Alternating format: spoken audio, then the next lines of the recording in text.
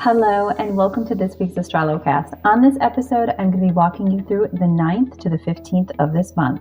Before we get started, I want to remind all of you that this is not an astrology prediction forecast. My job is to teach you about you and to teach you about how the energy around you will affect your mood. It's to give you the information about the different things that can come in, and all of a sudden you go from being in a great place to feeling lousy, or you go from being super excited to really depressed. I am providing you answers on why that happens each week, and also giving you the power to decide if you're going to let that be your flow or you're going to choose something greater. Stay tuned.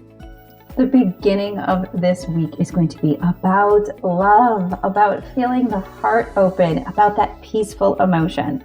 We're going to kick off the 9th, 10th, and 11th in Libra. Libra is aligned with the moon, and remember, the moon depicts our emotions. If you don't think that's the case, then just watch what happens on a full moon.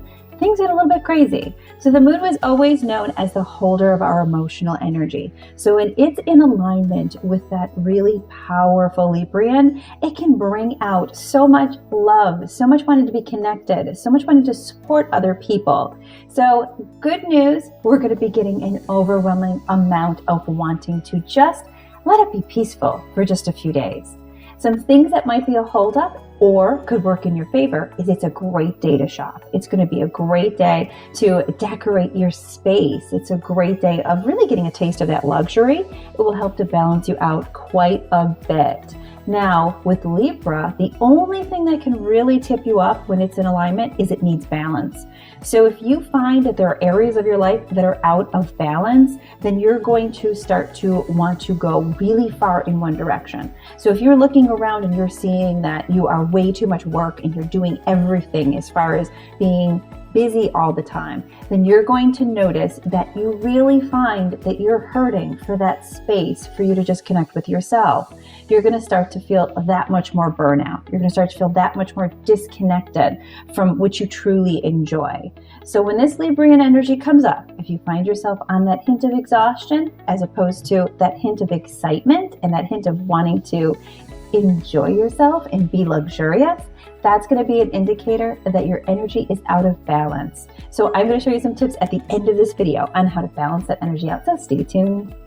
The remainder of the week, the 12th, the 13th, the 14th, the 15th are going to be ruled by two separate signs. Those two signs, however, are the most angriest, vindictive, intense signs when they align with the moon that we can possibly experience. So we're going to go from this really open-hearted love state to this really angry, frustrated, annoyed, want to start an argument, being obstinate, very unaware of what our faults are mode. So if you find yourself caught into that type of a feeling, then that means, especially on that 12th and 13th, that Scorpion energy that's going to be in alignment is going to be huge. Now, Scorpio is vindictive in a lot of different ways. Think of an actual scorpion. It just holds off, waits, and then it wants to pounce. It's quite a bit more calculated with how it views being frustrated about something. So one thing about that Scorpion energy, when it starts to take hold, is you may find that you are thinking over past events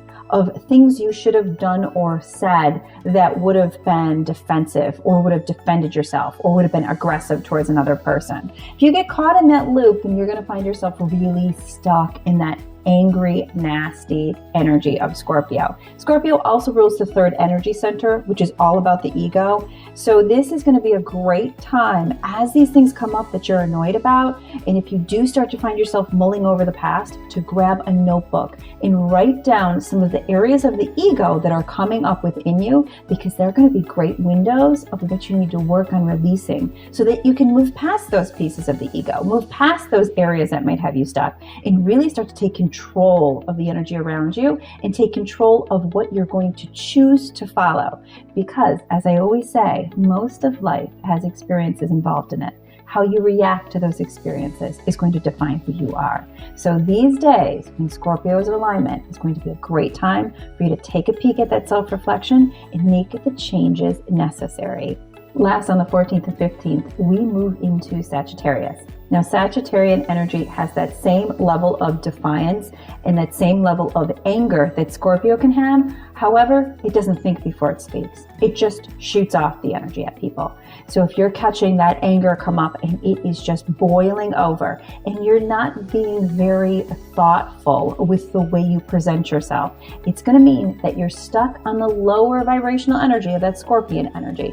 We always have the choice if we want to be on the lower vibration of these emotions or the higher vibration. The higher vibration is going to be showing our higher self or our actual energy or the universal energy that we're prepared for more positive flow to come to us, that we're prepared to gain more intuition, that we're prepared to step into our own and become our own creators. Erring on the negative side is going to show we need more work. And let's face it, we all need more work. My job is to give you the tools of what is coming in, how you can react to it, so that you can take the power back. Because simply by choosing to not react in those moments, to taking note of what you're doing, and to step back and work on releasing it in a more productive way, changes everything. It changes your frequency. It changes your plan here on this earth. And most of all, it transforms your soul. Now onto my favorite part, tips for the week. So you've got this energy brewing, what do you do with it? Well, the best thing with Librian energy, if you find yourself out of balance, is to take note of it and become aware of what you need to do in order to build that other aspect of yourself. So remember, balance. If you're noticing that you've been really lazy at work and really all about just messing around or relaxing, then step back and think of some things you could do to become more productive and put a plan in motion.